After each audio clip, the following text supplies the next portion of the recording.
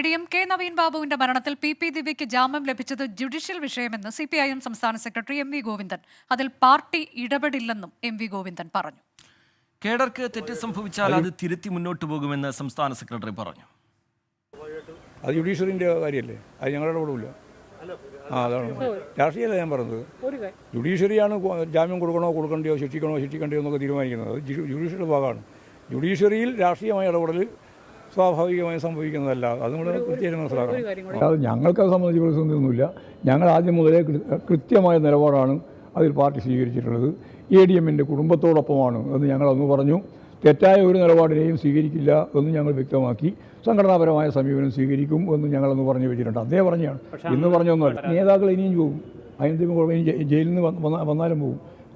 കേഡർമാരെ കലക്കിയാനേ ഉദ്ദേശിക്കുന്നുള്ളൂ, കൊല്ലാനല്ല. നിങ്ങൾക്കത് മനസ്സിലാകുന്നില്ല. അത് മനസ്സിലാവാതെ എന്നോട് കൊണ്ട് കാര്യമില്ല. ദിവ്യ എന്ന് പറഞ്ഞാൽ ഞങ്ങൾ ശത്രുവാ മറ്റാണോ? പാർട്ടിയുടെ കേഡറായിരുന്നല്ലോ. കേഡർക്ക് പിശക് പറ്റി, അത് തിരുത്തി മുമ്പോട്ടേക്ക് പോകും. ദിവ്യ എടുക്കുന്ന നിലപാടല്ലല്ലോ പാർട്ടിയുടെ നിലപാട്. അതുകൊണ്ടാണല്ലോ സംഘടനാപരമായ നിലപാടിലേക്ക് കാര്യങ്ങൾ മാറുന്നത്. ജാമ്യം കിട്ടില്ലെന്നാണ് പ്രതീക്ഷിച്ചിരുന്നതെന്നും അഭിഭാഷകരുമായി ആലോചിച്ച് തുടർ നടപടികൾ സ്വീകരിക്കുമെന്നും നവീൻ ബാബുവിൻ്റെ ഭാര്യ മഞ്ജുഷ പറഞ്ഞു. ഇന്നിപ്പോൾ എനിക്കൊന്നും പറയാനില്ല. തുടർ നടപടി ഞങ്ങളുടെ അഭിഭാഷകനുമായിട്ട് ആലോചിച്ച് തുടർ നടപടിക്ക് പോകാൻ തന്നെയാണ് തീരുമാനം. കൂടുതൽ എനിക്കിപ്പോൾ പ്രതികരിക്കാൻ പരിമിതികളുണ്ട്. ഞാൻ പിന്നീട് നിങ്ങളെ എല്ലാവരെയും വിളിച്ച് സംസാരിക്കുന്നതായിരിക്കും. കിട്ടില്ല എന്നാണ് പ്രതീക്ഷിച്ചിരുന്നത്.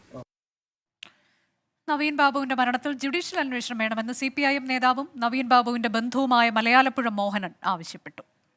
ദിവ്യ ഒരു പ്രസംഗിച്ചുള്ളൂ, അതിനെക്കാട്ടി അപ്പുറത്ത് ആരൊക്കെ ഉണ്ട്, വമ്പന്മാരുണ്ട്. അതിനകത്ത് നവീൻ എന്ന് പറഞ്ഞൊരു ഭാവിച്ചു. നവീനെ സംബന്ധിച്ചോളം എനിക്കറിയാം, അദ്ദേഹം ഇന്നേ വരെ ഒരു നായ പൈസ ആളുടെ വാങ്ങിക്കത്തില്ലെന്ന് മാത്രമല്ല, വാങ്ങിച്ചിട്ടും ഉണ്ടായില്ല. പിന്നെ ഇദ്ദേഹം ഒരു ആത്മഹത്യ ചെയ്യും എന്ന് ഞാൻ പ്രതീക്ഷിക്കുന്നില്ല. ഇപ്പോൾ ആ കുടുംബത്തെ സംബന്ധിച്ചോളം ഞങ്ങൾ ഏതറ്റം വരെ പോകാമോ അത്